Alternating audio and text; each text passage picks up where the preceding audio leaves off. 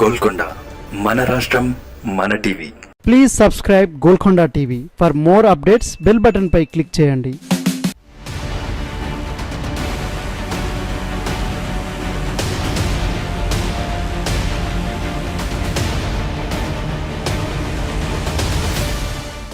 బీఆర్ఎస్కు తెలంగాణ ప్రజలు బలమైన ప్రతిపక్ష హోదా ఇచ్చారు.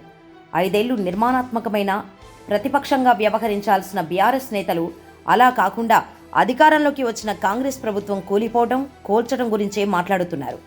గత నవంబర్లో జరిగిన తెలంగాణ అసెంబ్లీ ఎన్నికల్లో రాష్ట్రంలో 10 ఏళ్లు అధికారంలో ఉన్న భారత రాష్ట్ర సమితి అలియాస్ తెలంగాణ రాష్ట్ర సమితి ఘోరంగా ఓడిపోయింది. మూడోసారి ముఖ్యమంత్రి కావాలని, తర్వాత దేశానికి ప్రధానమంత్రి కావాలి అన్న కేసీఆర్ కలలు కల్లలయ్యాయి. ఇప్పుడు పార్టీ ఉనికే ప్రశ్నార్థకమయ్యే పరిస్థితి నెలకొంది. మరోవైపు ఓటమి నుంచి గులాబీ బాస్ ఇంకా తేరుకోవటం లేదు. అధికారం లేకుండా ఉండలేను అన్నట్టుగా వ్యవహరిస్తున్నారు.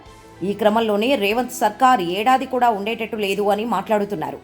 ఈసారి మరింత దిగజారి కాంగ్రెస్కు చెందిన 20 మంది ఎమ్మెల్యేలు తనతో టచ్లో ఉన్నారని వ్యాఖ్యానించారు. ఈ మాటలు చూసి కేసీఆర్కు అధికార దాహం ఎంత ఉందో అని తెలంగాణ ప్రజలు చర్చించుకుంటున్నారు.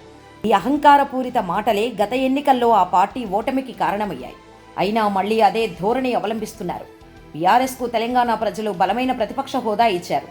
ఈ గవర్నమెంట్ ఏడాది కూడా ఉంటట్లేదని మనం చేస్తా ఉన్నా. ఎవడు ఎప్పుడు పోయి బీజేపీలో వెళ్తాడో, ముఖ్యమంత్రి జంపు కొడతాడో, ఏమవుతుందో, ముఖ్యమంత్రి ఈడో మాట మాట్లాడతాడు, ఢిల్లీకి పోయి బీజేపీ కోటేమని టీవీలో చెప్తాడు.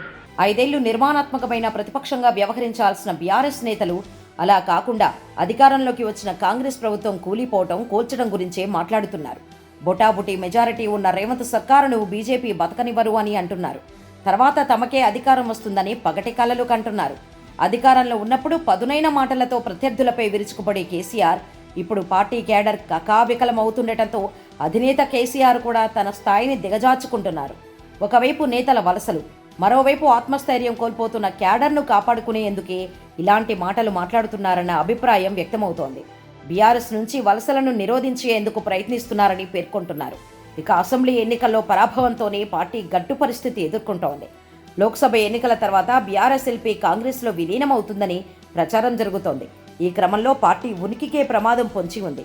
ఈ తరుణంలో కేసీఆర్ క్యాడర్ను కాపాడుకునేందుకు, నేతల వలసలు అడ్డుకునేందుకు చేస్తున్న ప్రయత్నాలు ఏ మేరకు ఫలిస్తాయో చూడాలి.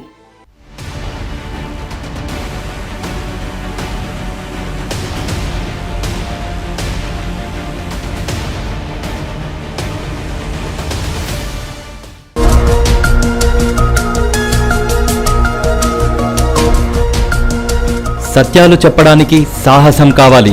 నిజాలు చెప్పే పత్రికలు రావాలి. నిజం మా నైజం. మెట్రో పక్క తెలంగాణ దినపత్రిక.